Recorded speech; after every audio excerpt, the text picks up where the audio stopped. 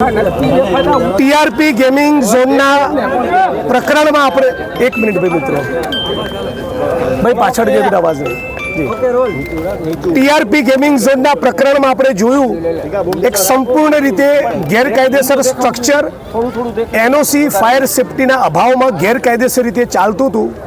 રાજકોટ શહેરના 27 દિવસના મારા લોકસંપર્ક દરમિયાન અનેક ગેરકાયદેસર મકાનો બાંધકામોની માહિતી મારા સુધી લોકો પહોંચાડી રહ્યા છે।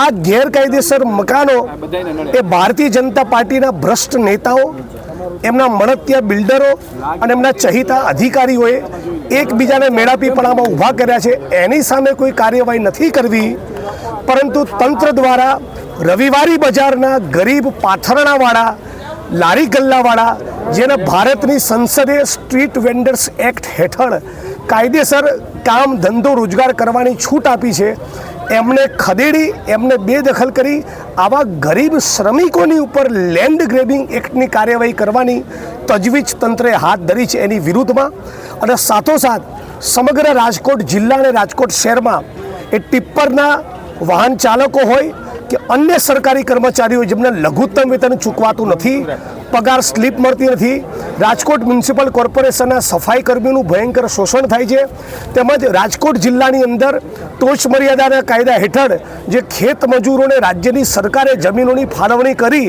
ખેત મજૂરમાંથી ખેડૂત બનાવ્યા, એ જમીનોમાં માથાભારે લોકોનું ગેરકાયદેસર દબાણ છે, એ દબાણો ખુલ્લા કરી એમની સામે લેન્ડ ગ્રેબિંગની કાર્યવાહી નથી કરતા।